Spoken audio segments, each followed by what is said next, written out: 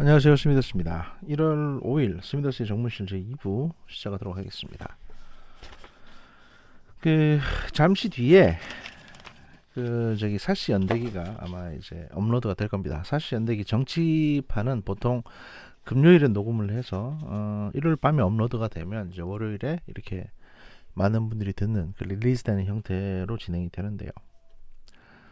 아마도 제가 추측하기로 모종의 사과 방송이 있지 않을까 라는 생각이 듭니다. 사과 방송이 될지 아니면 이제 우리가 잘못했다, 우리가 뭔가 잘못 생각하고 있었다 라는 식의 어떤 해명 방송이 될지는 모르겠습니다만 뭐 이해합니다. 제가 뭐 이틀 전쯤에는 엊그저께는 상당히 이제 격분해가지고 뭐라고 했는데 생각해보니까 뭐 다 그렇죠. 그럼요. 다만 이제 저는 입장은 좀 다르다. 운영 방식 입장은 좀 다르고, 다만 이제 저렇게 이제 여론에 휘둘리게 되면 소위 청취자 그룹이라고 하는 사람들의 어떤 여론이나 이런 거에 휘둘리게 되면 결국에는 내 귀에 달콤한 얘기밖에 못 듣게 되고요. 그렇게 귀에 달콤함이 가득 차면 꼬이는 건 벌레밖에 없습니다. 뭐 하여튼 뭐 이해하니까 너무 섭섭해하진 않겠다라는 말씀 드리고 싶고요. 예. 뭐 신경 안 쓰면 되죠, 뭐 저야 뭐. 아무튼 이제 출연하게 돼서 영광이었습니다. 예. 저는 괜찮습니다. 첫 번째 뉴스는요. 총선 관련해 가지고 뉴스가 몇 개 있습니다. 그래서 총선 관련 뉴스 몇 가지를 소개를 좀 해드리려고 합니다. 첫 번째 뉴스는 이제 저를 트위터에서 블락하셨던 청와대 안보실 제2차장 김현종 씨가 사표를 낸 걸로 알려졌습니다. 총선 나간다면서 사의를 냈다고 합니다. 사의를 표시했다고 합니다. 제 기사 내용을 좀 읽어드리면, 김현종 청와대 국가안보실 2차장이 최근 총선 출마 의사를 밝힌 것으로 알려졌습니다. 문재인 대통령은 다음 주로 예정된 총선 출마 청와대 참모들에 대한 인사 때 김 차장 교체도 검토하는 것으로 알려졌고요. 외교가에서는 김 차장이 안보실 내부 권력 싸움에서 밀려난 것이 아니냐라는 말도 나오고 있습니다. 총선 출마하시려면 1월 16일까지는 사표 내야 되거든요. 이번에 총선 출마 공직자 사퇴 시한이 1월 16일입니다. 그래서 뭐 장관이든 뭐든 간에 이때까지는 사퇴를 해야 되기 때문에 여권 관계자, 그러니까 민주당 관계자에 따르면 사실 이제 기자들이 이렇게 만나가지고 내부 얘기를 듣는 거죠.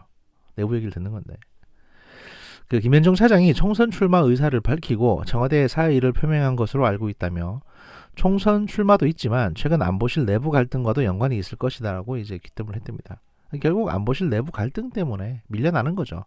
그러니까 바로 밑에 있는 통일비서관이고 평화기획비서관인가 뭐 최종권이라고 연대 교수 출신이 하나 있는데, 얘하고 싸웠어요. 나이 차이가 거의 한 10살 차이 나거든요. 근데 얘랑 대판 싸우고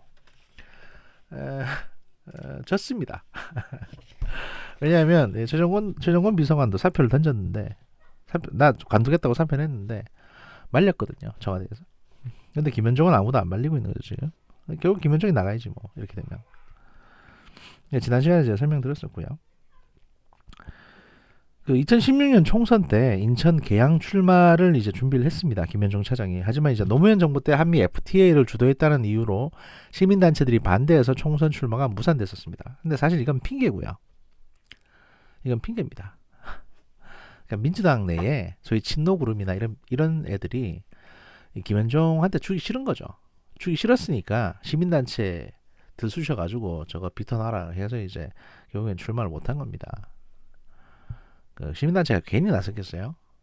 돈 주는 사람들이 정부 내에 있는데 얘들이 비터노라고 해서 이제 그렇게 된 거고요. 절대로 이 386이나 이런 진보 쪽 사람들은 대놓고 면전에서 비터놓지 않습니다. 늘 시민단체를 이용하거나 인민재판을 이용해서 이제 누굴 조집니다. 늘 그렇습니다.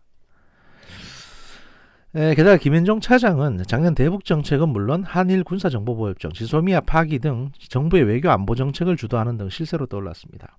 그러니까 이제 지소미아 같은 경우도 김현종이 우리가 지소미아 이렇게 파기해도 미국이 아마 오케이 할 거다라는 식으로 이제 잘못 예측했다가 이제 된통 당했죠. 근데 그랬던 김현종 차장이 총선 출마 의사를 밝힌 것에 대해서 민주당 전반적인 민주당 사람들은 선뜻 이해가 되지 않는다는 반응이 많았다고 합니다. 이건 뭐냐? 그러니까 아니 잘 나가는 저 안보 쪽 라인 실세가 왜 갑자기 관두고 총선 국회의원 나온다고 하지?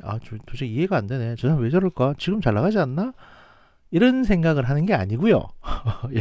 이런 얘기가 아니고 여기서는 여권에서는 선뜻 이해가 가지 않는다는 반응이라는 얘기는 뭐냐면 나와도 공천 지가 받을 수 있을라나? 이 얘기입니다. 그러니까 공천 줄 생각도 없는 놈인데 왜 나온다고 난리야 저거. 이런 거죠. 이 때문에 김 차장의 총선 출마는 작년 강경화 외교부 장관에 이어 최근 최종권 비서관 등과의 갈등과 연관이 있는 것으로 분석됩니다.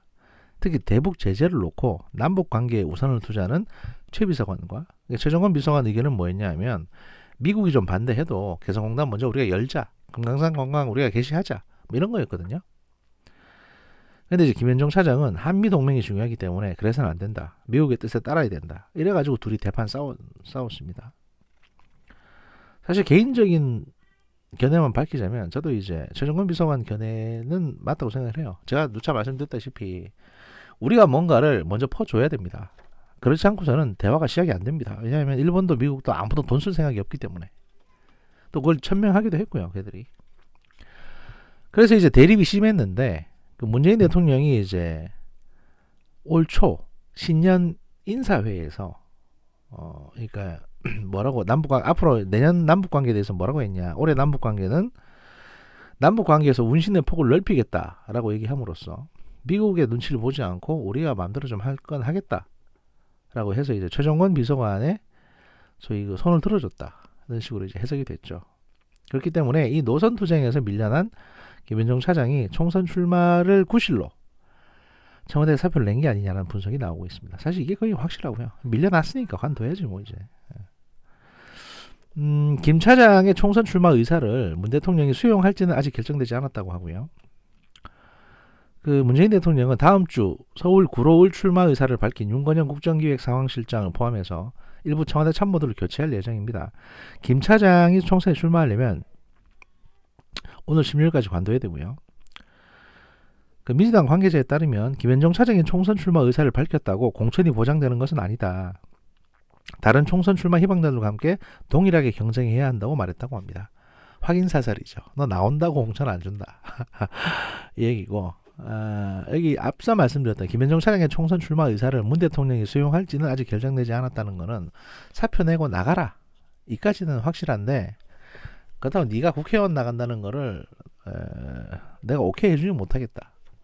공천 보장 못 해준다. 뭐 얘기죠. 그러니까. 반면 이제 김현종 차장하고 갈등을 빚었던 연세대학교 정치외교학과 교수 출신인 최종건 비서관 나이가 74년생인가 5년생인가 그래요. 이 양반이. 근데 이제 1월 1일 날 페이스북에 뭐라고 썼냐면 나를 숨기는 일 그것은 참모의 운명이라며 일종의 반성문을 썼다고 되어 있는데요. 나이 40 중반이 넘어가도 말입니다. 중2병에 걸린 인간은 어쩔 수가 없습니다. 최종관 얘도 사실 정상은 아니에요. 내가 보기엔. 연대 정예과 교수까지 하는 애가 이게 뭡니까 글이 이게 지금. 나를 숨기는 일 그것은 참모의 운명. 뭐 장난 까는 것도 아니고. 직장 상사한테 좀 잘하지. 사내 정치를 잘 못해가지고 그것도 딴 사람한테 보고하다 걸려가지고 자기 직속 상관한테 걸려가지고 이제 뭐 중리 사니 하고 멱살 잡히고 막 이게 지금 정말 영감들 진짜 싸우는 거 보면 내가 근데 이런 일 비일비재합니다. 이렇게 김현종 차장은 날아가셨고요. 트위터 블락된 거 좀 풀었으면 좋겠네. 그래야 내가 위로라도 해줄 텐데. 아무튼 두 번째 유은혜 씨 관련한 얘기가 있습니다. 근데 이게 사실 이 기자가 이걸 쓰고자 했던 게 뭐냐면 유은혜 얘기만 쓰려고 했던 게 아닙니다. 우회적으로 누굴 까고 싶었는데 그걸 이제 같이 기사를 썼는데요. 내용을 보시면요. 2020년 1월 5일 중앙일보에서 나온 기사입니다. 그 제목은 단독 유은혜 민주당 유은혜 보내달라 요청 문의 직접 잡았다 라는 제목으로 나온 기사입니다. 더불어민주당이 21대 총선 불출마를 선언한 유은혜 사회부총리 겸 교육부 장관을 그 장관의 총선 차출을 막판까지 청와대에 요청했던 것으로 확인됐다는 겁니다. 이 유은혜 장관은 고향 병이거든요. 고향 일산 그쪽입니다. 고향 병 지역구에 이제 지금 두 번째 재선됐습니다. 재선된 의원이고요. 그래서 맨 처음에는 이제 비례대표로 나왔다가 안 됐습니다. 그래서 이제 지역구를 출마해가지고 한번 당선되고 20대 당선되고 지금 아니지 19대 당선되고 이제 20대 당선되고 해서 이제 재선 의원이고 2선이라는 얘기입니다. 이제 뭐 그랬는데 그래서 민주당에서도 유은혜는 출마시키는 게 좋겠다라고 했는데 그 청와대에서는 이제 안 돼 이랬다는 거죠. 그 한 민주당 관계자에 따르면 그 유은혜 부총리 본인도 출마 의지가 있었고 당에서도 김현미 장관은 어쩔 수 없다고 하더라도 유은혜 부총리는 출마를 시키고 싶어 했다고 합니다. 그래서 이제 당 지도부도 민주당 지도부도 이 문제를 놓고 의논을 한 다음에 청와대에 유은혜 부총리는 저기 국회를 좀 보내달라고 요청을 했었답니다. 그래서 연말까지도 나올 수 있었던 상황이었다고 하고요. 실제로 유은혜 부총리는 그 박영선 장관이나 김현미 장관과는 달리 민주당 당원 당규가 규정한 예비 후보 등록 요건인 공직선거 후보자 검증위원회에 검증을 신청해서 지난해 12월 27일 적격 판정을 받아놓은 상태였다고 합니다. 그러니까 언제든지 출마할 수 있는 상태였고 또 지난해 연말까지는 출마 의지가 강했다는 겁니다. 그런데 유 부총리가 여의도 복귀 의사를 접은 데에는 문재인 대통령의 직접 설득이 주요했다고 합니다. 이 민주당 관계자에 따르면 당의 요청에 청와대도 고민하다가 지금은 도저히 이 상황에서 교체가 어렵다고 판단했고 민주당도 고향병에 새로운 사람을 구하자고 해서 정리가 된 거다. 설득 과정에서 문재인 대통령이 직접 유은혜 부총리를 만나서 내각에 좀 남아달라고 붙잡은 것으로 안다라고 얘기를 했답니다. 민주당의 한 의원은 유치원 공공성 강화, 고교 무상교육, 사학개혁, 입시제도 개편 등 굵직한 현안을 무난하게 추진해온 유 부총리를 교체하면 현장에 혼란을 초래할 수 있다는 점을 고려했을 것이다 라고도 했다는데요. 유치원 공공성 강화, 고교 무상교육, 사학개혁, 입시제도 개편 이게 뭐 무난하게 추진이 됐습니까? 제가 보기엔 하나도 된 게 없는데 예. 또 다른 여권 인사 같은 경우에는 청와대 참모진 사이에서도 교육 문제는 유은혜 부총리가 알아서 한다고 떼어놓고 생각할 정도로 문 대통령의 신뢰가 두텁다고 합니다. 문재인 대통령이 유은혜 씨 개인을 굉장히 좋아한다는 얘기도 있고요. 예. 그 교육 현안은 디테일이 중요한 것이기 때문에 교육 개혁을 끝까지 책임져주면 좋겠다는 문 대통령의 의중이 강하게 실린 것으로 본다라고 이제 그럴듯하게 얘기는 했지만 지금 부총리까지 교육부총리까지 이렇게 마땅히 앉힐 사람이 없다라고 판단을 하는 거죠. 게다가 곧 계약철이 다가올 텐데 그거 앞두고 이제 이게 나간다 그러면 뭐 딸랑 한 1년 채 안 하고 좀 나가는 건데 뭐 그러려고 들어왔냐 뭐 이렇게 되는 거기도 하고요. 이게 원래 이제 어떻게 보면 이게 예정된 수순이었습니다. 예정된 수순이었는데 그래서 이제 그 민주당의 한 최고위원에 따르면 당 최고위에서 유 부총리의 거취 문제를 공식적으로 논의한 적은 없지만 이해찬 대표 선에서 직접 요청했을 수는 있다고 하고 이번에 일종의 희생을 한 것인 만큼 그러니까 이제 2선이나 했던 지역구를 버리고 지금 뭐 임기가 얼마나 남을지 모르겠습니다만 그러니까 내년 4월에 다시 당선되면 이제 다시 4년이 보장되지만 그래서 3선 의원이 되고 당에 어느 정도 중진이 될 수 있는 건데 이걸 포기하고 내각에 남게 되면 근데 이제 언제 사고 터지면 잘릴지 모르죠. 뭐 이런 상황인데 지금 일종의 희생을 한 것인 만큼 차후에 더 좋은 기회가 있을 것이라고 얘기했다고 합니다. 그러니까 보통 이런 나이든 정치인들이 얘기하는 좋은 기회라는 게 뭐냐면 이제 뭐 다른데 공천 주겠다는 거거든요. 이게 뭐냐? 여기서는 이렇게 얘기합니다. 2022년 지방선거에서 유은혜 부총리가 이제 경기도지사에 나갈 가능성이 있다. 근데 사실 이건 어렵죠. 어렵습니다. 왜냐하면 지금 박영선 장관이 2022년 지방선거에서 서울시장 나가겠다고 하고 있거든요. 근데 서울시장도 여성 후보가 나가고 경기도지사도 여성 후보가 나간다고 그러면 이게 납득이 되겠습니까? 일단 경쟁력부터 문제가 되고요. 그 다음에 균형도 안 맞고 이렇게 되면 까딱 잘못하면 둘 다 패할 수 있습니다. 그렇기 때문에 이건 그냥 하는 소리고 그럼 뭐냐? 유은혜가 왜 나가려는 걸 왜 억지로 주저앉혔냐? 다른 사람이 있기 때문이죠. 그걸 얘기하려는 겁니다. 그 유은혜 부총리의 지역구인 고양병, 여기에는 이른바 사법농단을 언론에 최초로 알린 이수진 수원지방법원 부장판사의 전략공천 가능성이 제기되고 있다고 합니다. 실제 민주당은 현역 불출마 지역구에 대해 경쟁력 있는 유력 후보가 없는 것으로 판단, 전략공천을 고려하고 있는데, 현재 이수진 부장판사의 근무지인 사법정책연구원의 소재지도 고양병 지역인 일산 동구라고 합니다. 그 이수진 판사, 이 사람이 이제 지난 1월 2일날 중앙일보 인터뷰에서 뭐라고 했냐면, 기회가 된다면 올해 총선에서 지역구에 나가 국민의 심판을 받고 싶다라고 했거든요. 국민이 뭘 심판해 줘야 되는지 모르겠는데요. 이 양반이 이제 현직 판사로 있으면서 사법농단에 대해서 언론에 최초로 알렸다고는 돼 있습니다. 그런데 그게 답니다. 그래서 사법농단 지금 재판하고 있는데 뭐 나온 게 마땅히 없죠. 글쎄요, 뭐 재판 결과가 아직 끝나진 않았지만 또 여러 가지 양승태 물론 대법원장이 이것저것 전행을 많이 하긴 했는데, 그렇다고 해서 딱히 뭐 무슨 국기가 무난할 정도의 어떤 사안이 나온 건 아니고. 근데 이제 이 부장 판사는 이렇게 알린 걸 대가로 해서 민주당 쪽에 뭐라고 했냐? 민주당 핵심 관계자에 따르면 이수진 부장 판사는 본인이 고향인 전주 출마는 못하겠다고 했고 수도권 공천을 요구한 것으로 안다고 얘기를 했습니다. 그러니까 이수진 부장 판사가 수도권에 공천 달라는 식으로 민주당이 요구를 한 겁니다. 그러면 왜 뭘 잘했다고 요구를 했을까요? 그거죠. 내가 지난번에 양승태 고발했잖냐. 그러니까 민주당도 나한테 공천 주라 이렇게 요구를 했다는 거죠. 전 이 재판관을 이 판사를 그렇게 훌륭한 사람으로 보지 않습니다. 그냥 솔직히 말하면 폴리페서 같은 그런 사람이라고 생각을 합니다. 더 엄밀하게 말씀드리면 쓰레기입니다. 그냥 정치하고 싶어서 여기저기 갖다 붙는. 저는 솔직히 그렇게 생각해요. 내부 고발자라고 할 수도 있겠는데, 좋게 말하면. 근데 이런 식으로 무슨 심판을 받겠다, 공천을 요구한다 이런 워딩이 나오는 것 자체가 좀 그렇고요.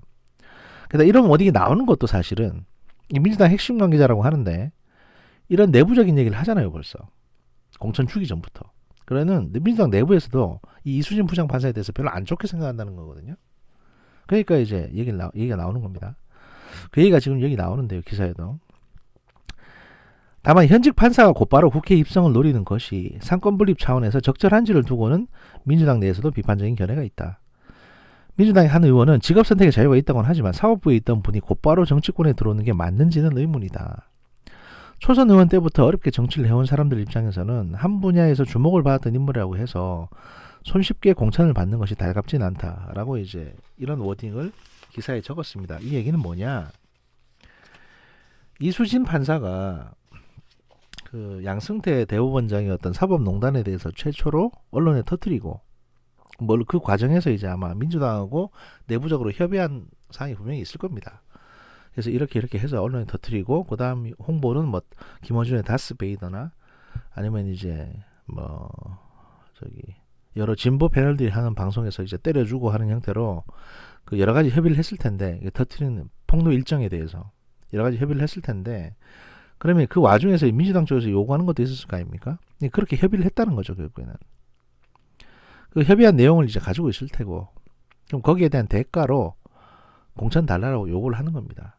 그러다 보니까 그 본인이 이제 수도권에 달라고 하고 있고, 수도권에 고양병 지역이 지금 본인이 갖고 있는 건데 아마 고양병을 달라고 했을 겁니다. 유은혜 안 나가면 되지 않냐는 식으로. 그래서 유은혜를 주저앉히고 이수진을 공천을 줘야 되겠다는 게 지도부 입장이고, 근데 이제 그 청와대, 소위 말해서 청와대 실세들이나 청와대 실무진 쪽이나 또 민주당 내부 실무진 쪽에서는 부글부글 하는 거죠. 이순신 판사 제가 지금 우리 협박하냐? 이렇게 되는 거죠. 제가 보기엔 그렇게 보입니다. 아니면 할 수 없고요. 뭐 세상이 다 그렇지 뭐. 하여튼 이제 이 고향 병지역구는 누가 공천을 받게 되는지 뭐 어떤 식으로 이게 포장이 될지 지켜보는 게 좋을 것 같습니다.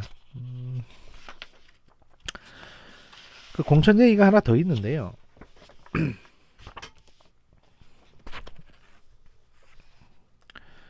이제 이거는 이제 2019년 12월 29일 날 나온 뉴스입니다. 뭐 대단한 건 아니고 그 확 줄어드는 민주당 비례 누구부터 포진시키나라는 CBS 노컷 뉴스에서 보도된 내용인데요.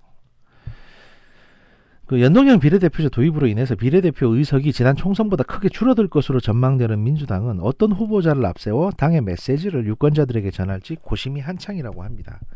민주당이 지난 26일 발표한 영입인재 1호 최혜영 씨의 경우에는 이제 40대고 여성이고 장애인이라는 점에서 뭐 의미를 지니고 있고요. 원래 대부분 민주당이 공천 1번은 이렇게 줬습니다. 줘왔습니다.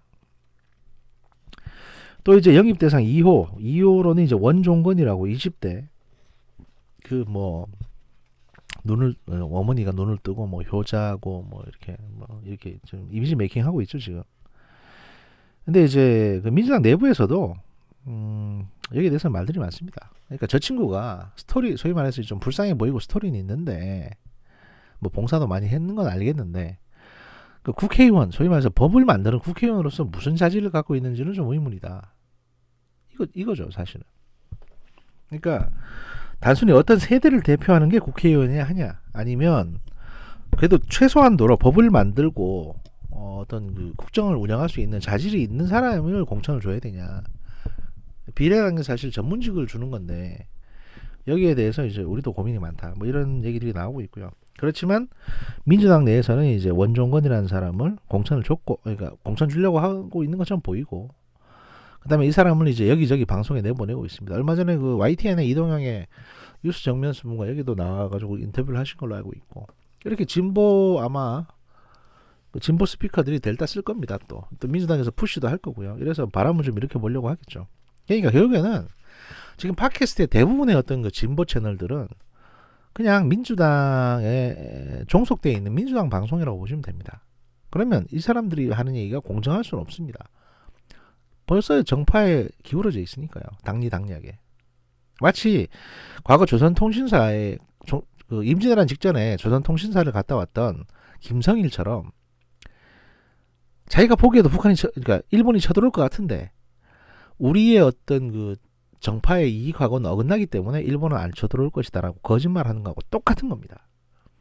그러고 나서 나라 뒤집어지고 나면 나중에 뭐 후회하면서 의병운동 한 해만이 진보 여러분들이 말이죠. 수십 년 동안 그딴 식으로 나라를 말아먹어왔습니다. 에? 그래서 그랬던 거예요. 지금 사실 여러분들이 잘나서 지금 이렇게 잘 나갑니까?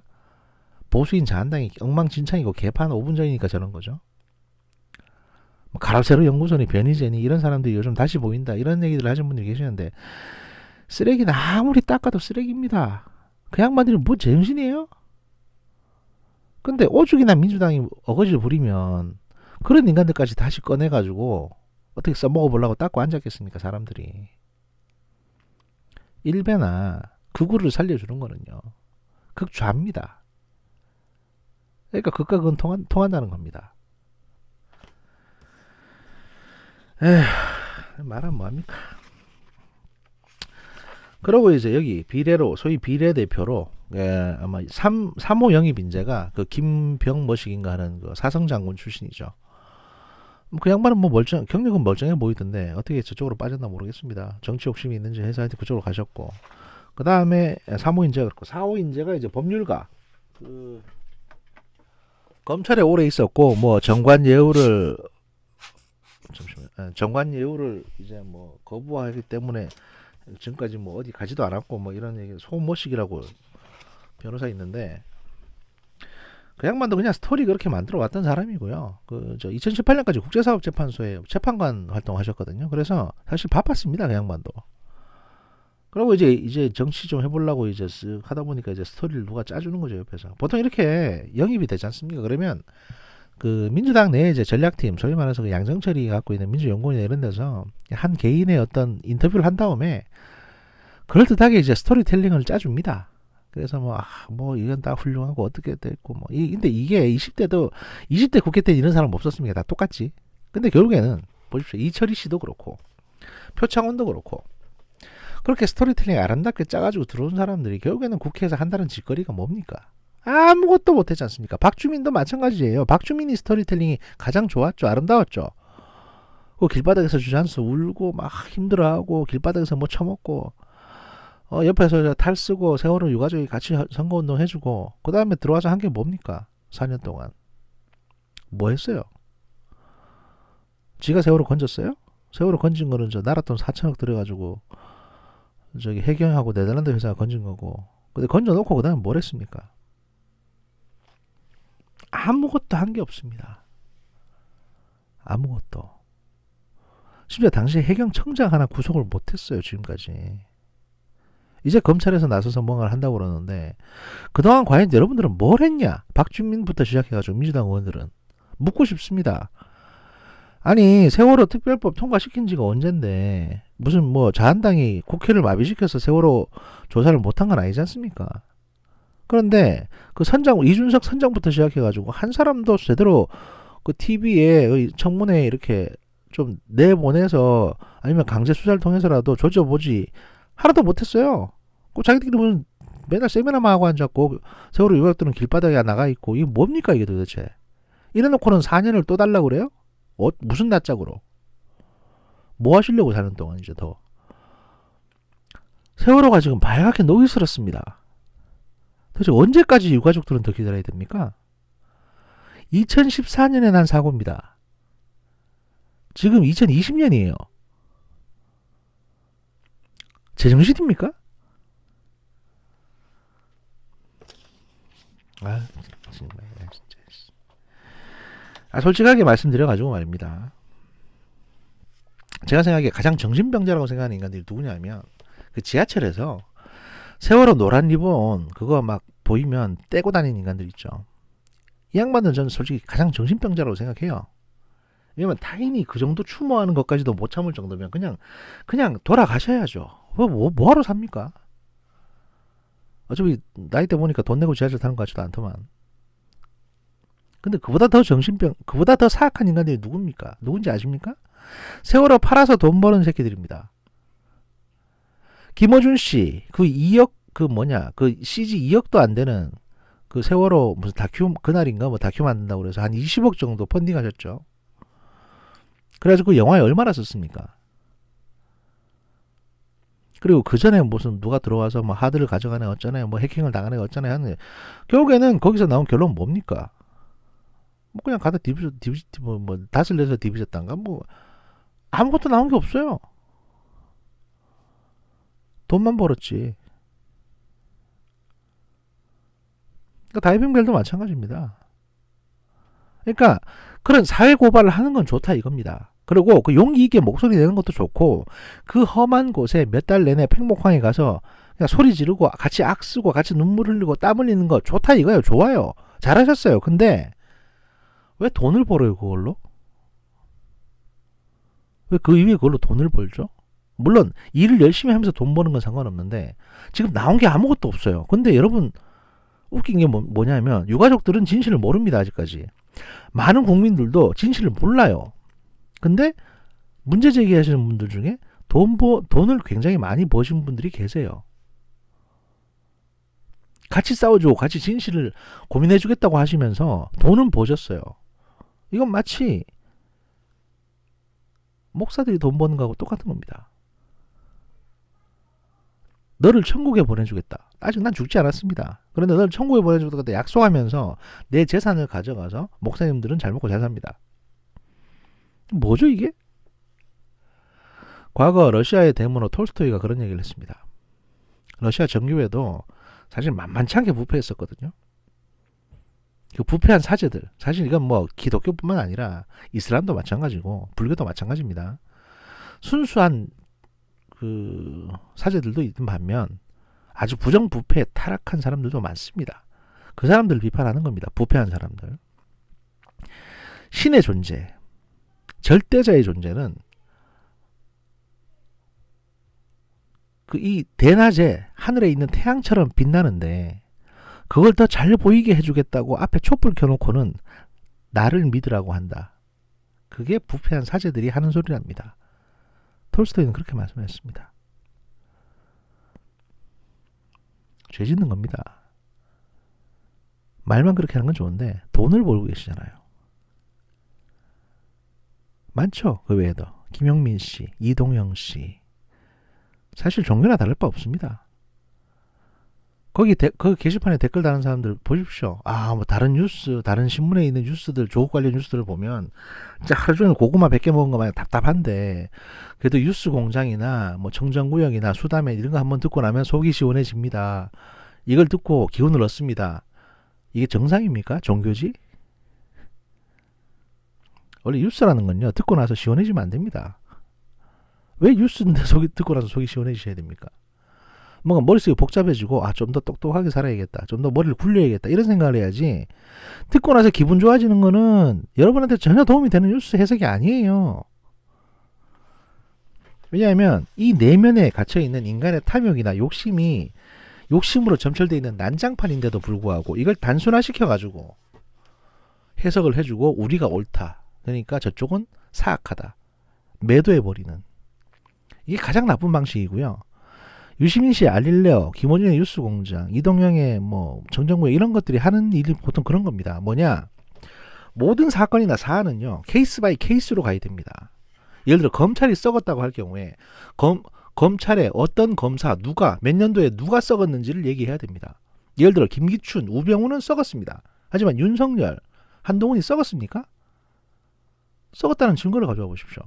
그 사람들이 지금까지 수사한 게 다 썩었습니까? 이렇게 검사 개개인은 사람이 다 다른데도 불구하고 검찰 조직을 뭉뚱그려가지고 검찰은 다 썩었다, 이렇게 매도해버리는 게 바로 가장 잘못된 방식의 접근법입니다. 누구든지 이런 식으로 해석을 하는 사람을 절대로 믿으시면 안 됩니다. 물론 뭐 재방송 듣는 분들은 거기에 대해서 납득도 안 가겠지만 모든 사건은 케이스 바이 케이스로 들어가야 돼요. 국정원에서 잘못한 일도 굉장히 많지만 국정원에서 잘한 일도 되게 많습니다. 근데 보통 잘한 일들은 공개가 안 됩니다. 그래서 국정원이라는, 또 청와대라는, 또는 검찰이라는, 이거는 그냥 조직명이고 건물일 뿐입니다. 그 안에 사람이 사실은 모든 일을 하는 건데 그 사람 누가 썩었는지, 누가 잘못했는지 이거에 집중해야 되는 겁니다. 조국 건요, 법무장관이 썩은 게 아닙니다. 대한민국 민정수석이 썩은 게 아니라 조국이 썩은 거예요. 조국이 범죄를 저지른 거고. 근데 그걸 왜 일반화 시켜가지고 우리가 조국이다, 왜 그러십니까 도대체? 왜 그러냐고. 그 사람들이 왜 그러냐고요. 그 사람들에게 메시지를 주는 김어준이나 이런 사람들이 그렇게 정리해서 주기 때문이죠. 그런 게 혹세무민입니다. 황건적도 그래서 일어났고요. 장각이 이걸 잘했다고 하거든요. 새치열을 올려가지고. 아무튼 그러니까 얘기 좀 딴 데로 많이 샜는데 20대 총선까지만 하더라도 한 10몇 명이 이제 비례로 당선이 됐죠. 그런데 그러니까 13명이 당선됐네요, 민주당에서는. 하지만 이제 올해 총선 같은 경우에 20대 총선 지지율을 갖다 대입시켜 보니까 민주당이 비례대표로 나온 사람 중에 한 17명 정도가 당선될 것 같다, 그런 얘기가 나온 겁니다. 그러면 이 7명 안에 사람들을 채워놔야 되는데 지금 벌써 이제 인재 영입이 4번까지 나왔거든요. 이 사람들이 물론 지역구로 나갈지 비례로 다 나갈지 모르겠습니다만 어쨌든 한 3명 정도는 찼다고 보고 이제 4명 남았습니다. 비례 4자리가 남았어요, 민주당에서. 당선 가능성에 들어와 있는 거는. 이렇게 되니까 팟캐스트 진행자들부터 시작해서 아주 난리 연병을 칩니다. 그 다음에 뭐 지금 난 조국 친구였는데 조국이 안타깝다, 지금 사실 트위터나 페이북이나 또는 이제 각종 뭐 SNS 보시면요, 공천받고 싶어서 아주 환장을 한 것들이 이제 이게 어떻게 보면 지금 발작이 가장 말기입니다. 1월 16일 지나고 한 1월 말쯤 되면 이제 어느 정도 진정세가 올 겁니다. 그렇게 되면 진보 팟캐스트 중에서도 이제 나한테 공천이 안 오나 보다라고 정신 차리고 이제 민주당 욕하는 사람들이 나올 겁니다. 아마 2월 달부터 정상화될 것 같은데 1월 말까지는 어쩔 수 없고요. 이렇게 뭐 이제 공천 한 4자리 남았으니까 비례 이거 받으려고 이제 환장을 하겠죠. 저번에 김남훈 씨도 뭐 무슨 책 쓴다는 구실로 SNS 트위터를 지금 안 하고 계시던데 아마 이제 지금 개인 관리를 하고 있는 게 아닌가 이런 생각이 좀 듭니다만 이미 싸질러 놓은 게 있으니까 글쎄요 어떻게 될지 모르겠네요. 그 아무튼 뭐 이렇게 민주당이 지금 선거 준비를 하고 있는데 조국이나 유재수나 이런 건들이 워낙 싸질러 놓은 게 많기 때문에 쉽진 않습니다. 쉽진 않고요.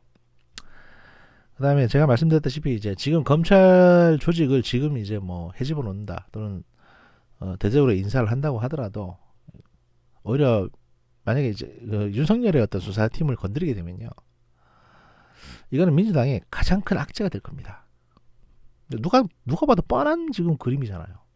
그 추미애 씨나 문재인 대통령이 바보가 아니기 때문에 이렇게 그렇게까지 심하게 하진 않을 거고요. 제가 보기에는 오히려 윤석열을 지켜주는 게 그나마 닥쳐오는 총선에서 민주당이 한 표라도 더 얻을 수 있는 방식이지.